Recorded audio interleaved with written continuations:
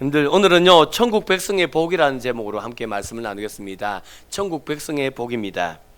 여러분들 죄인은 감옥에서 삽니다. 그리고 수도사는 수도원에서 삽니다. 사실 이들의 삶은요 똑같이 제한됩니다. 여러분들 죄인들도 간수가 주는 밥만 먹는 것처럼 수도사들도요 마음껏 먹지 못합니다. 절제된 음식을 먹습니다. 그리고 여러분들 그 죄인이 감옥 밖을 못 나오는 것처럼 수도사들도요 밖으로 나오는 데 대한 통제가 있습니다. 죄인들의 행동이 자유롭지 못한 것처럼 수도사들도 사실 수도원에서 행동이 자유스럽지 못합니다. 그러니까 근데 죄인은 감옥에 살고 수도사는 수도원에 삽니다. 다 불편하게 산단 말이죠. 근데 여러분들 이 둘 중에 누가 더 행복하고 누가 덜 행복할까요? 둘 중에 누가 행복할까요? 만약에 여러분들 죄수가 나는 죄 가운데 억울하게 감옥에 갇혀 있어 그러고 있습니다. 죄수가. 수도사는 내가 하나님을 더 알아가기를 갈망해. 그래서 그 수도원에서 지금 통제된 삶을 삽니다. 그러면 여러분들 수도사는 행복한 거예요. 그러나 죄수는 억울한 겁니다. 불행하죠. 근데 반대로 죄수가 나는 죄가 있어서 지금 내가 죄값을 치르려고 감옥에 와 있어. 그래서 감옥 생활하고 있습니다. 수도사는 나는 지은 죄도 없는데 내가 뭐 한다고 여기 와서 이렇게 고생을 하고 사노. 수도사 만약 그러고 있다면 여러분들 죄수가 더 행복할까요? 수도사가 더 행복할까요? 죄수가 더 행복하죠. 죄수가 더 행복한 거 맞죠? 지금 제가 지금 왜 지금 이 질문을 지금 던지는지 아시겠습니까? 똑같이 행동에 제재를 받고 똑같이 먹는 것에 절칙을 해야 되고 똑같은 통제를 받고 있지만 내가 어떤 상태에 있느냐가 아니라 어떤 마음을 갖고 있느냐. 내가 어떤 마음을 갖고 있느냐에 따라서 여러분들 우리가요 천국도 경험할 수 있고 우리가 지옥도 경험할 수 있다는 겁니다. 그럼 여러분 마음은 어떻습니까? 지금 여러분 마음은 천국을 경험할 수 있는 마음입니까? 지옥의 땅을 파고 있는 마음이십니까? 지금 여러분 마음은 어떤 상태예요? 연세대 교수인 김학철 교수님이 모든 것을 원인과 결과로서 해석하는 근대 과학의 시대가 왜 슬픈가? 제목이 길어서 죄송합니다만은 그러니까 근대 과학 이후의 세대 사람들이 왜 슬픈가 왜 힘든가 하는 것에 대한 강의를 하셨습니다. 그 강의 내용을 제가 좀 풀면 그런 겁니다. 여러분들 근대 과학 이전의 세대 그러니까 중세 이전의 시대 사람들은요 사람의 존재 목적과 존재 이유를 알고 있었습니다. 중세 이전의 시대 사람들은 보세요. 우리 교회를 예를 들어 볼게요. 우리 교회를 예를 들면 여러분들 사람의 제일 되는 목적이 무엇이뇨? 하나님이 영원롭게 하고 또한 그를 영원토록 즐거워하는 것입니다. 그러니까 우리는요 하나님이 하나님의 모양과 형태의 우리를 지으셨는데 목적이 있어서 지었다는 것입니다. 그리고 그 목적을 이루는 그게 의미 있는 삶이고 그게 가치 있는 삶이고 그 의미 있는 삶을 살아갈 때 행복하다는 것입니다. 이게 여러분들 중세 이전의 시대, 중세 시대부터 해서 그 이전의 시대 사람들이 가진 거예요. 이게 우리가 교회를 말씀드려서 그렇지 여러분들 우리 교회가 성경이 있다면 여러분들 거의 모든 민족에는 다 신화라는 게 있지 않습니까? 다 신화라는 게 있죠. 그럼 그 신화를 읽어보시면 여러분들 거의 대부분의 신화가 다 사람을 왜 만들었는지 그게 다 나옵니다. 목적이 나온단 말이죠. 그러니까 중세 시대 이전의 사람들은 사람의 목적과 그다음에 그 목적을 이루어 나가는 의미 이걸 굉장히 중요한 가치를 여겼어요. 그런데 여러분들 이제 근대 과학이 발달됩니다. 근대 과학이 발달되면서 여러분들 사람의 존재에 대한 인식이 바뀌어요. 우리는 사람의 존재가 어떻게 됐냐면 하나님의 모양과 형상대로 지원받았다. 이게 우리 존재 인식이죠. 지금 비싼 말 용어 써서 미안한데 우리를 인식하는 그거잖아요. 근데 근대 과학이 발달했어요. 근대 과학이 발달하면서 사람의 인식이 바뀝니다. 어떻게 바뀌냐면 사람이 어떻게 존재하게 되냐면 무기물이 우연히 유기물이 됩니다. 무기물이 우연히 유기물이 돼요. 근데 그 유기물이 우연히 생명을 가지게 됩니다. 그 생명이 우연히 의식을 가지게 됩니다. 그게 누굴까요? 그게 사람입니다. 그러니까 여러분들 우연히 그냥 무기물에서 우연히 해가지고 이제 의식을 가진 사람이 만들어진 겁니다. 이게 사람의 존재 인식이에요. 예, 그런 사람이 삶의 목적이 있습니까? 없죠? 그럼 그 목적을 이루는 삶의 의미가 있습니까? 없죠? 그러니까 이제 사람이 어떻게 살까요? 그러니까 사람들이 이제는 우연히 만들어진 사람이 이제는 인생을 살아가면서 그래도 사는 것 같이 살아야 되겠다는 것입니다. 예, 그래서 그들은요, 이제 가치를 어디에 두냐면, 중세 이전의 사람들은 목적과 의미가 중요한 가치였다면, 이제 근대 과학이 발달하면서 사람의 가치가 어디로 가냐면, 이제는 원인과 결과로 바뀌어집니다. 원인과 결과. 자, 그래서 여러분들, 여러분에게 무슨 일이 생겼습니다. 자, 무슨 일이 생겼어요? 생기면 여러분들 제일 먼저 어떤 질문을 가십니까? 여러분 어떤 질문을 가세요? 예를 들면 여러분에게 그냥 누가 그냥 아무 뜻도 없이 그냥 나한테 돈을 100만 원을 줬습니다. 아니, 누가 하지 맙시다. 제가 100만 원 줬습니다, 여러분에게. 예, 제가 여러분에게 돈을 100만 원 줬습니다. 그러면 여러분들이 돈 100만 원 딱 받으면서 제일 먼저 드는 생각이 뭡니까? 왜 주지 하잖아요. 왜? 예, 맞습니다. 내가 병이 들었습니다. 병이 들었어요. 그럼 내가 왜 병 들었지? 내가 왜 아프지? 다음은 제일 먼저 뭘 묻냐면 원인을 물어요. 왜? 그리고 그 원인에 대한 결과를 생각해요. 근데 여러분들, 제가 돈 100만 원을 주면 여러분 그래야죠. 하나님이 이 100만 원을 어디 쓰시라고 주셨을까? 그래야 되는 거 아닌가요? 왜가 아니라. 중세 이전의 사람들은 이 목적, 그 일어난 일을 통하여서 목적이 뭔가, 그리고 이 목적을 이루면서 그 의미를 찾아간다면, 근대 과학이 발달한 사람들은요, 이게 왜 일어났지? 원인을 물어요. 그리고 그 결과를 찾아가는 겁니다. 삶의 방식이 달라졌단 말이죠. 사람의 인식이 달라지니까 삶의 방식이 달라졌어요. 이게 삶의 방식이 달라진 그 사람들은요, 이제 원인과 결과를 찾는 그 사람들은요, 삶이 재미가 없는 거예요. 우리는 의미 있는 일 하면 삶이 행복하거든요. 그러나 원인과 결과를 찾아 그 삶에 재미가 없는 거예요. 그러니까 이 사람들이 어떻게 사냐면 이제는 뭘 추구하게 되냐면 쾌락을 추구한답니다. 쾌락.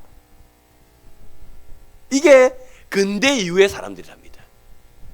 제가 한 말이 아니고 제가 어떻게 이렇게 똑똑한 말을 하겠습니까, 여러분들? 김학철 교수님의 말씀입니다.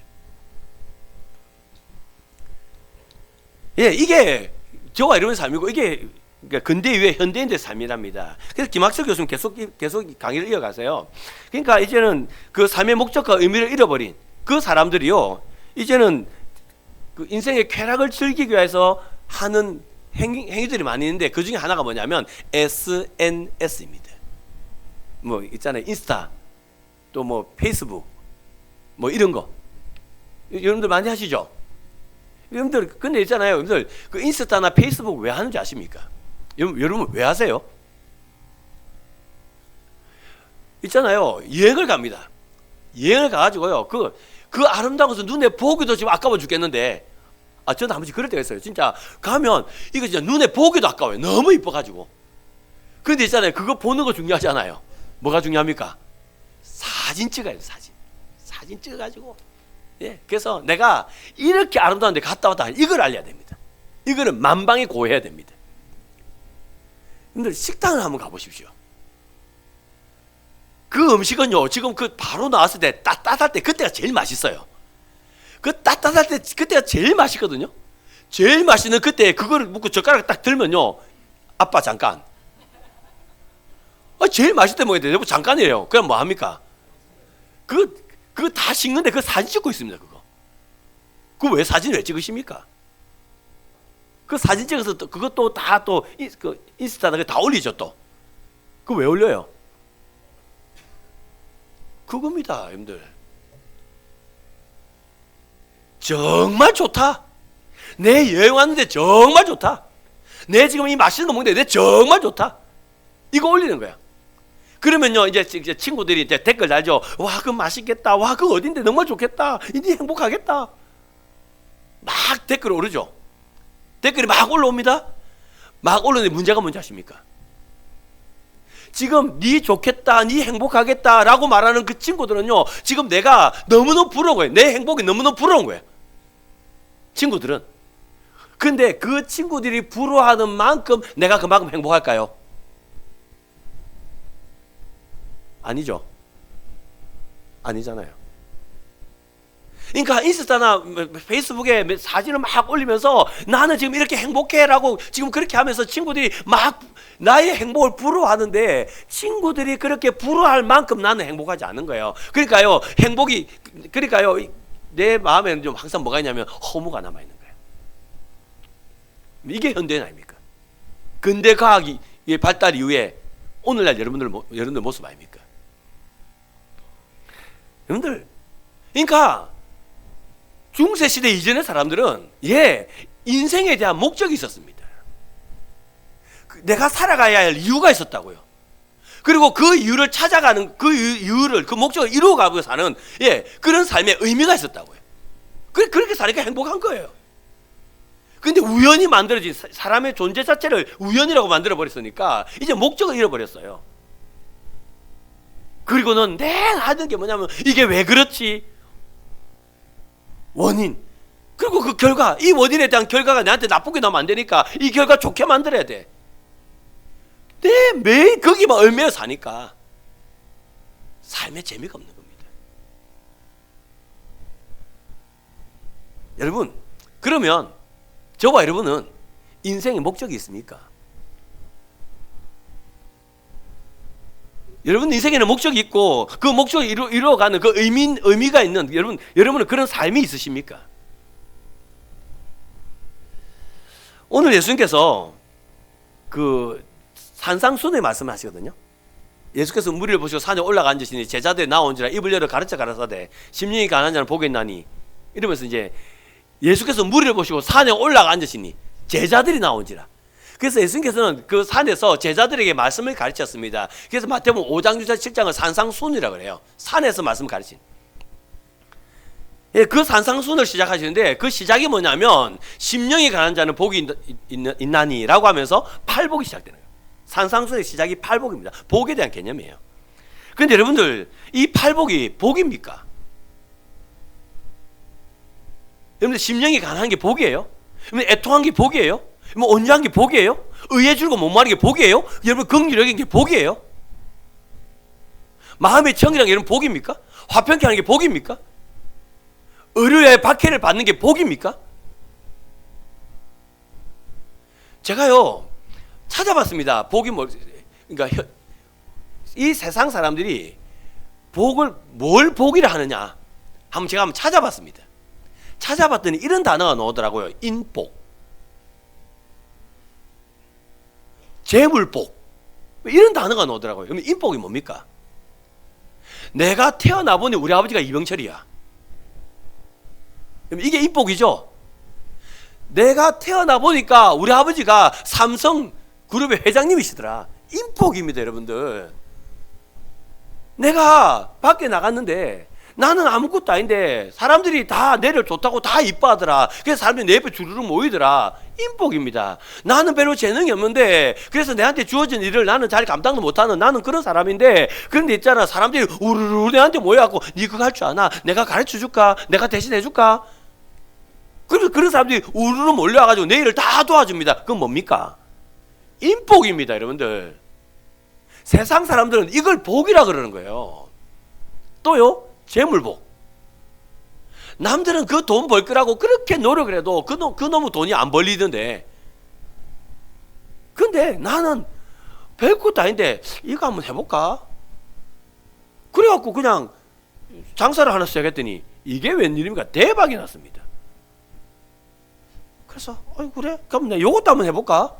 남들은 막 머리 쓰고 막 홍보하고 하는데 나는 이거 잘 된가? 요것도 한번 해볼까?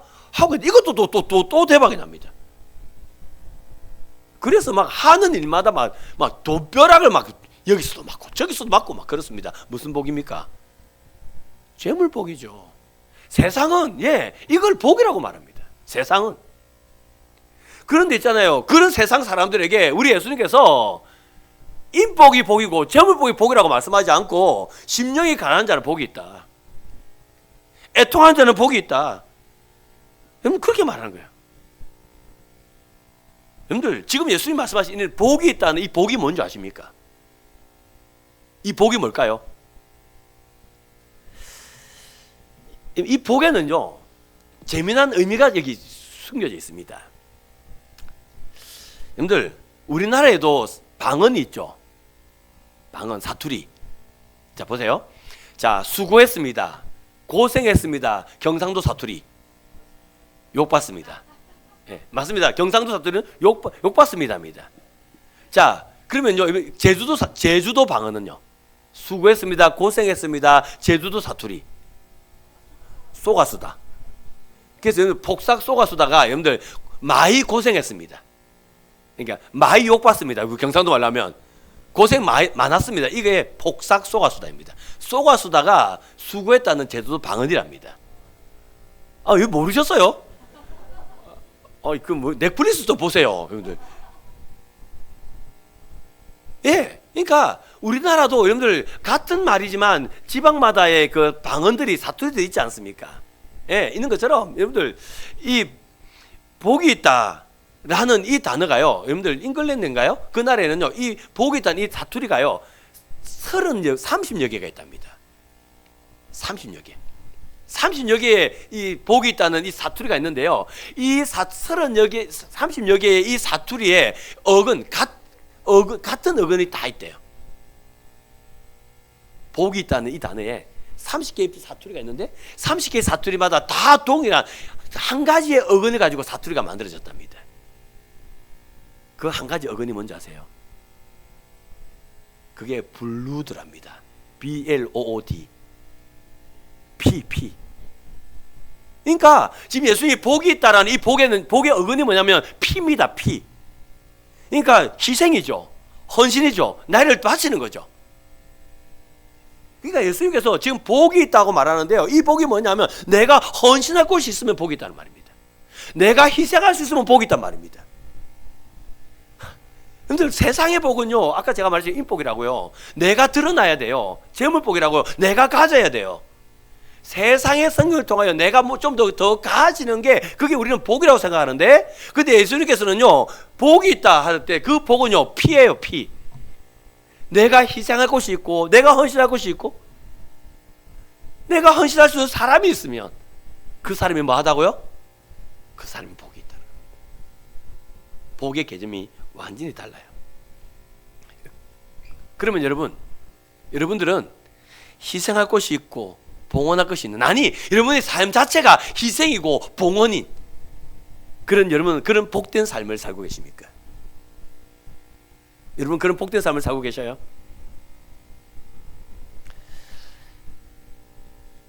오늘 보면 팔복을 말씀하시는데, 우리 팔복 이번 새벽기도가요, 고난주간 특별 새벽기도가 여러분들 그 이 팔복을 하나하나, 심령이 가난한 자, 애통한 자, 그다음에 온유한 자, 그다음에 의에 주르고 목마른 자, 마음이 청결한 자, 그 긍휼히 여기는 자, 마음이 청결한 자, 하나하나 제가 이렇게 말씀을 가지고 묵상할 겁니다. 묵상할 건데요. 지금 도표 나왔으니까 보십시오.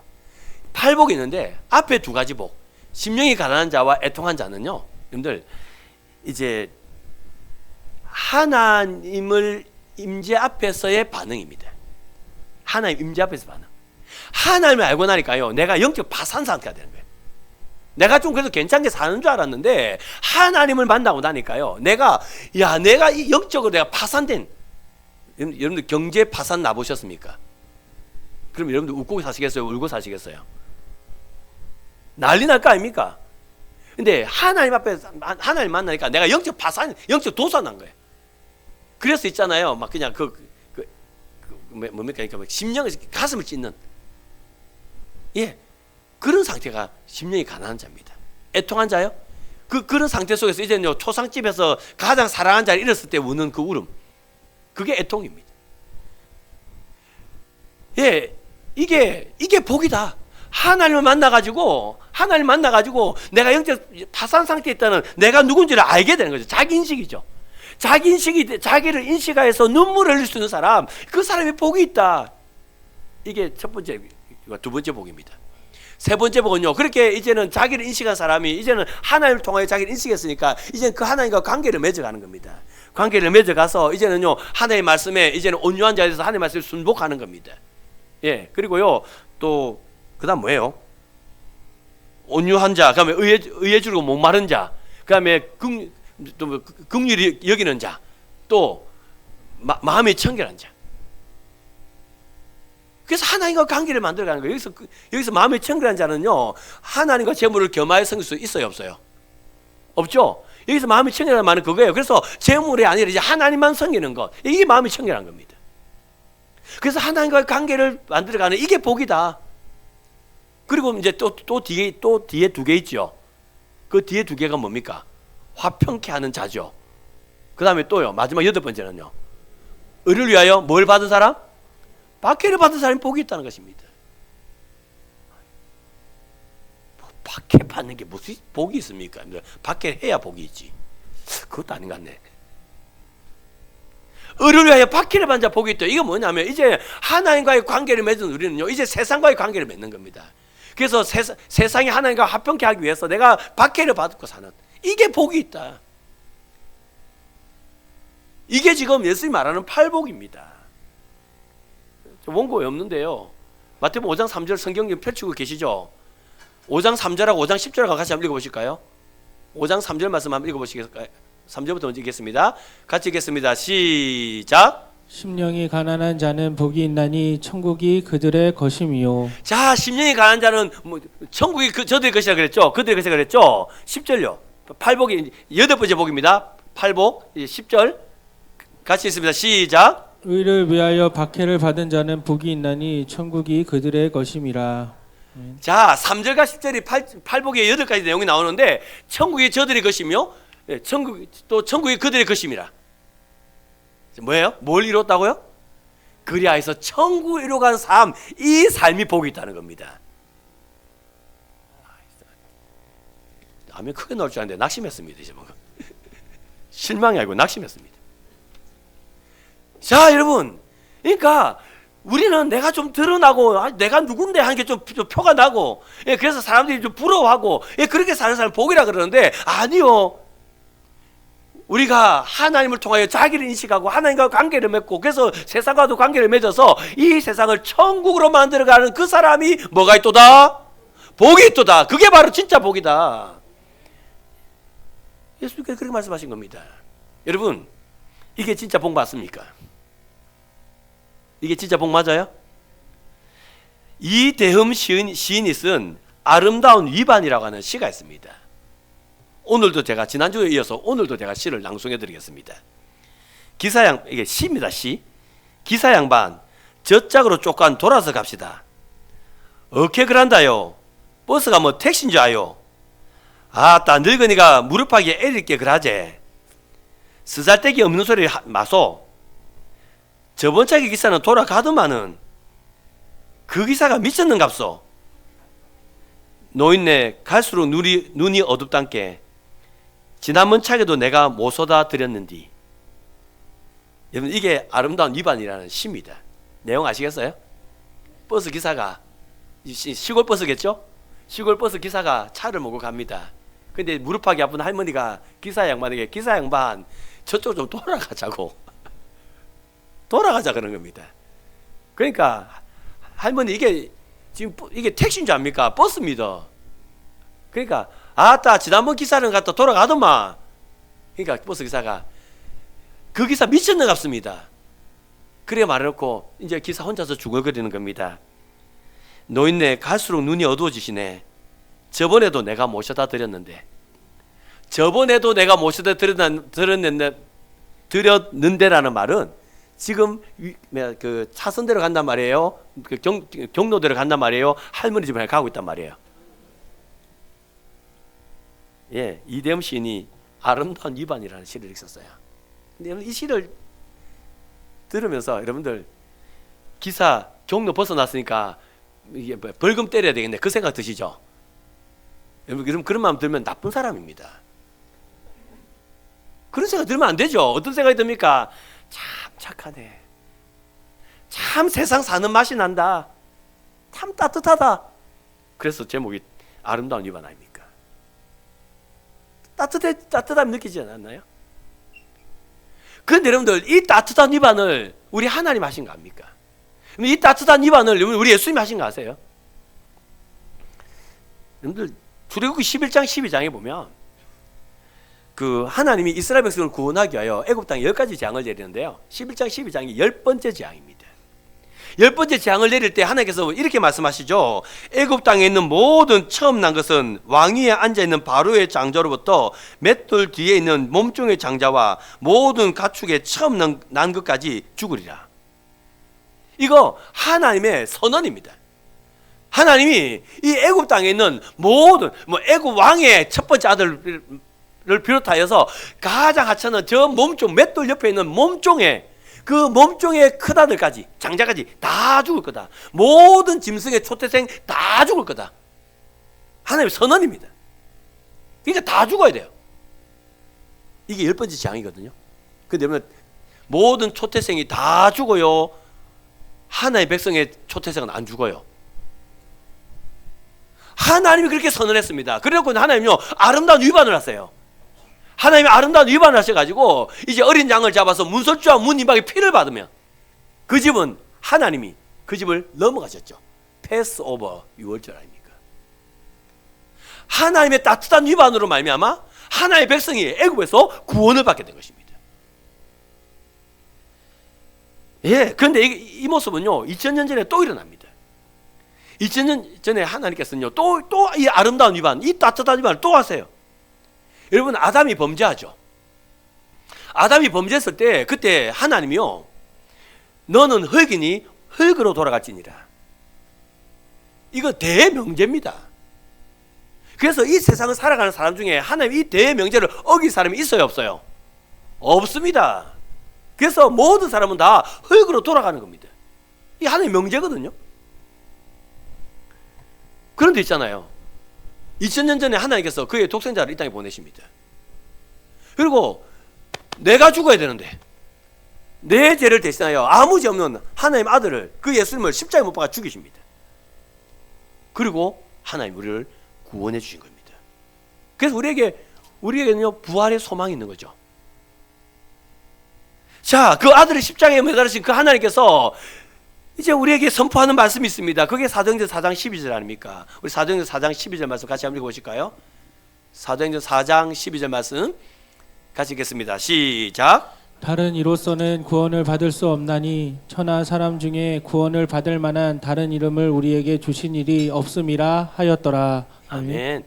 대명제는 너는 흙이는 흙으로 돌아갔지나, 이게 대명제입니다. 대명제인데 우리 하나님께서요 이 땅에 십자가로 말미암아 이제는 우리를 구원하여 주셨어요. 우리를 구원해 주셔서 이제는요 그 예수의 이름으로 우리는 이제 하나님의 백성이 됐을 때는 그 은혜를 허락하여 주셨다는 것입니다. 예, 그 따뜻한 위반 아닌가요? 아름다운 위반 아닌가요?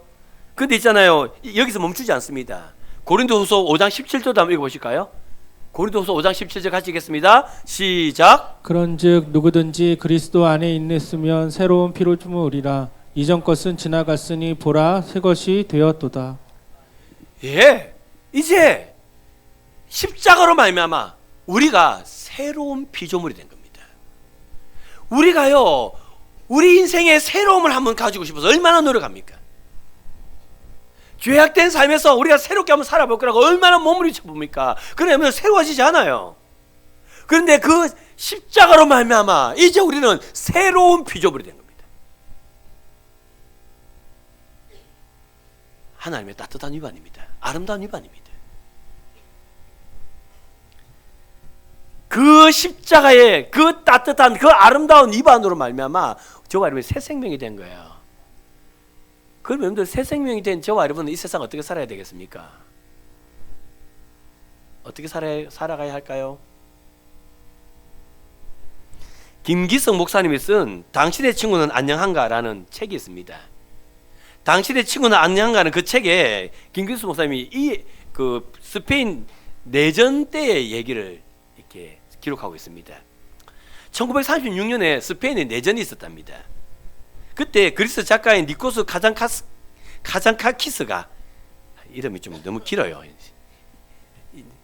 그 그리스 작가인데요, 이 카잔카키스가요 그 내전을 이제 기록하겠다고, 정확하게 기록하겠다는 포부를 가지고 스페인으로 갑니다. 스페인을 가서 이제 사람을 죽이고 건물을 부수고 싸우고 다투고 고함치고 하는 그것을 다 봐요. 그래서 그들 하면서 글을 쓰겠다는 마음을 가졌으니까요. 카잔카키스가 그걸 보면서 얼마나 마음이 아팠겠습니까? 그러던 카잔카키스가 살라망카라는 도시에 갔는데요. 그곳에서 스페인 최고의 사상가인 미구엘 데 우나무노를 만납니다.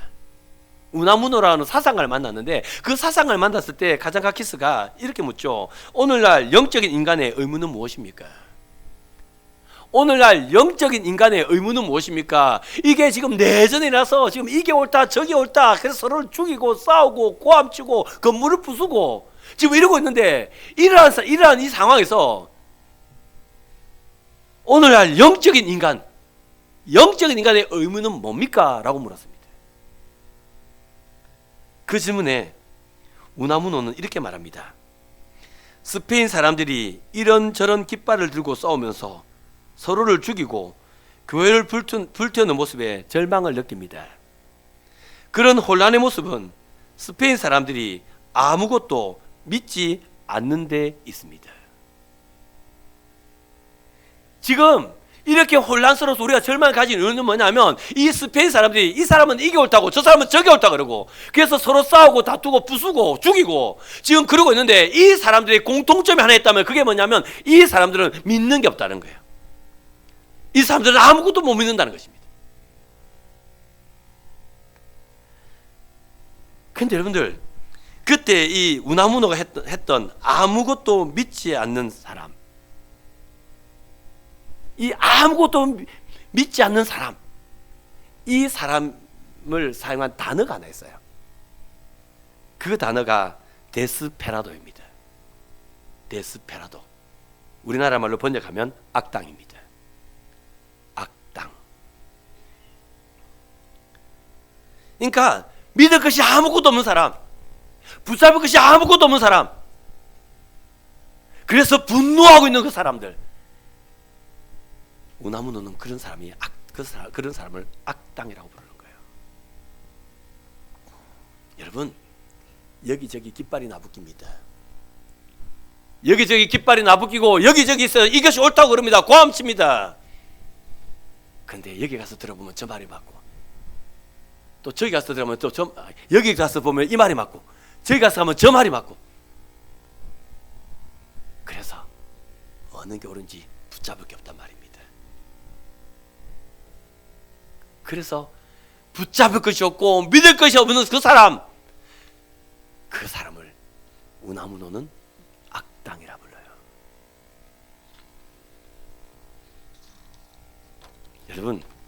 여러분들은 붙잡을 것이 있습니까?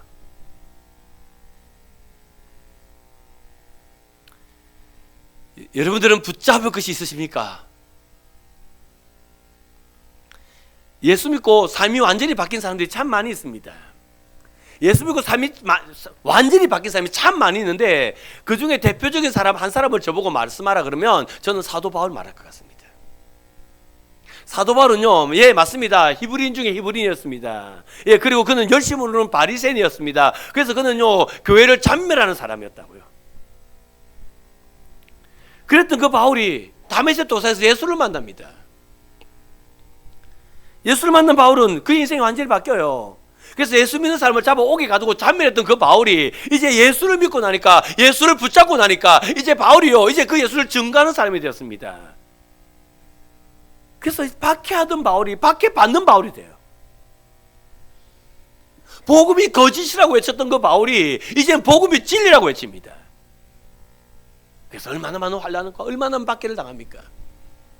그 3차 전도여행을, 바울이 그 3차 전도여행을 마칩니다.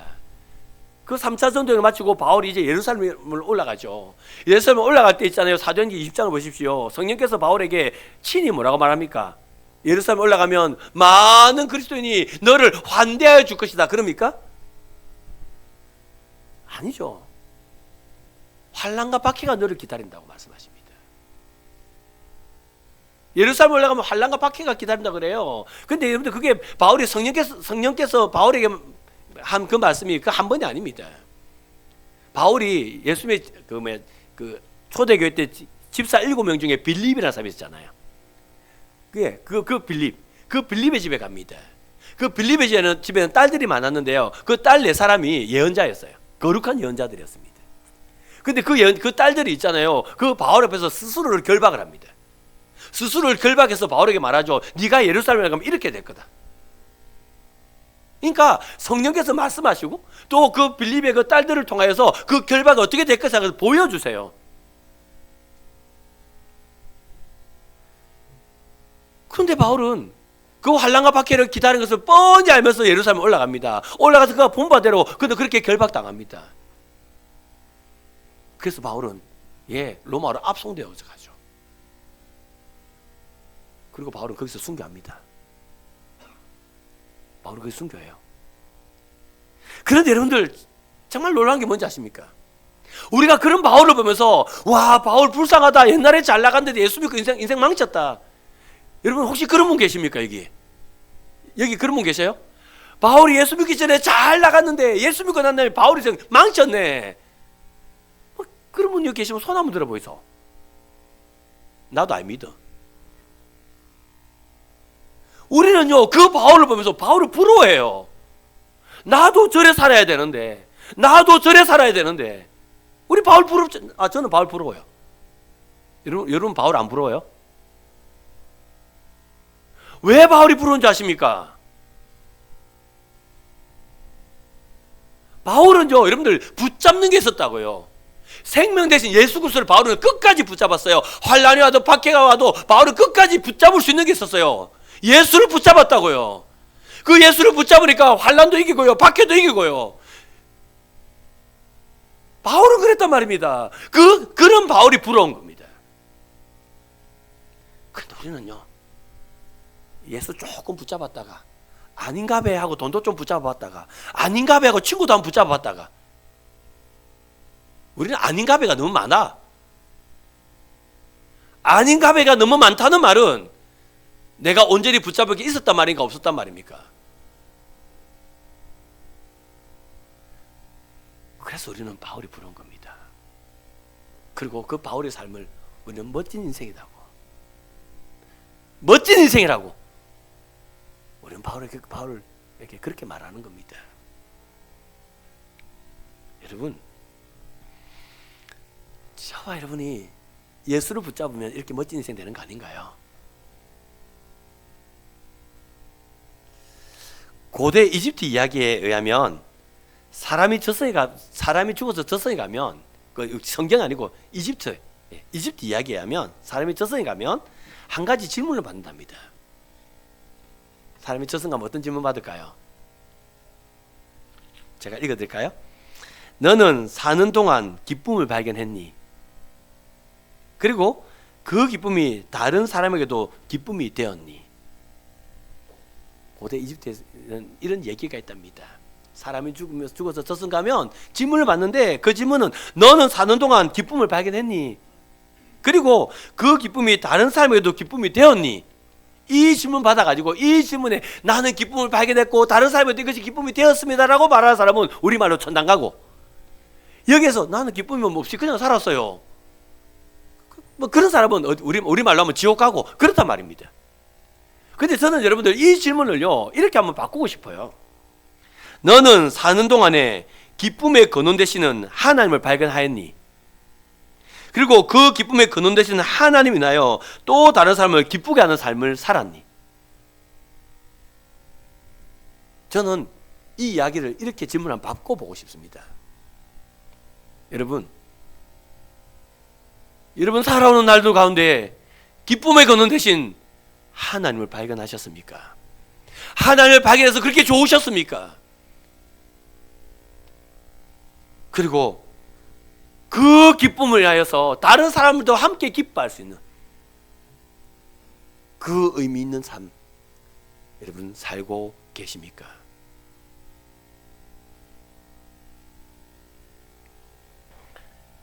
여러분, 예수 그리스도를 통하여 하나님을 만납니다.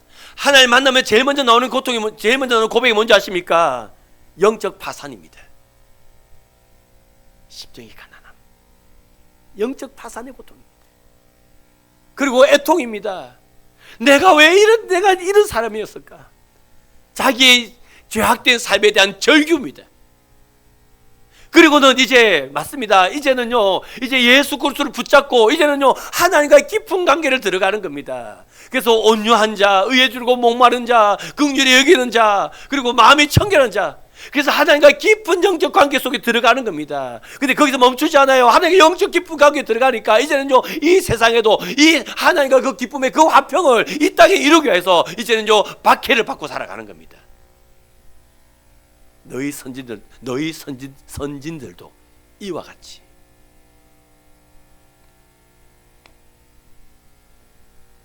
우리 예수님은 그러한 것이 복이다.